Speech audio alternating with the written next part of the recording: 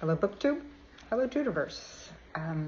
First, this is not the background that you have seen on my other videos on this channel, few as they were, but after the fires in Los Angeles, I am currently living in a friend's guest house, and at the end of the month, I will be moving into my own place and rebuilding a library that took 3 generations to build.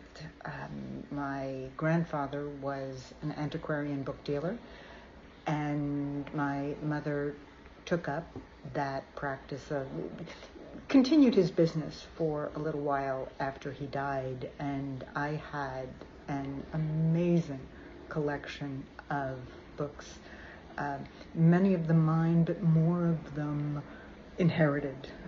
Things like A Social History of Lighting, which I cannot praise enough to really understand how important candles were and all the different kinds of candles. But anyway, this new library is going to be on me, and I am going to be doing it slowly and thoughtfully. And so I have started. I ran right out and joined 2 libraries, not one, but 2. I'm not in Los Angeles anymore. I left there. We ran to the desert, and I'm not going back. But it's wild out here that there are multiple libraries that you can belong to, multiple libraries. So I do. And I went to my first book sale at the library and started to fill my shelves. Well, I don't have the shelves yet. At the end of the month, I'll have the place, then I'll get the shelves. But I'm already starting with the books for the shelves. And I picked the 2 that really would encapsulate what I'm trying to do.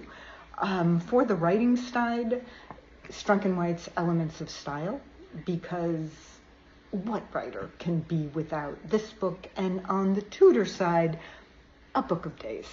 And I decided these were the first 2 books that, yes, this is my new library.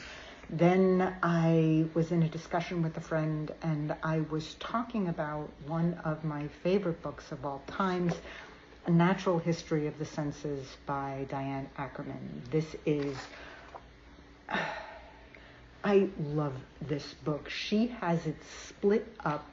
Each chapter is a different sense, and it is just filled with small little bits and pieces and fascinating things that she weaves together in a beautiful way. And I have always loved this book, and so I bought myself a copy.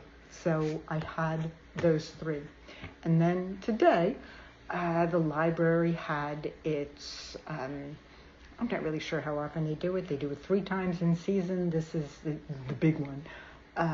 It's book fair, and I got a haul. I stopped myself in a way. There were a bunch of books that I passed by because I looked at them and I was like, okay, this looks kind of interesting, but really, is this going to be in my first haul? It just didn't seem right.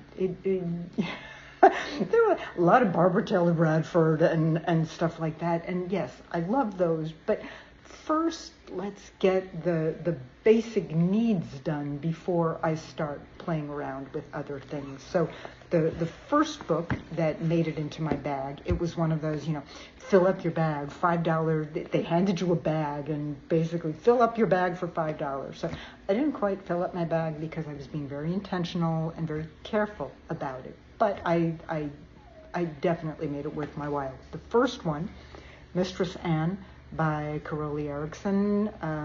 She's done a bunch of different things. I would have loved to have gotten her Elizabeth, which was something that I had. I also had this one. I'm not writing about Anne Boleyn right now, but it was the only Tudor-related book there.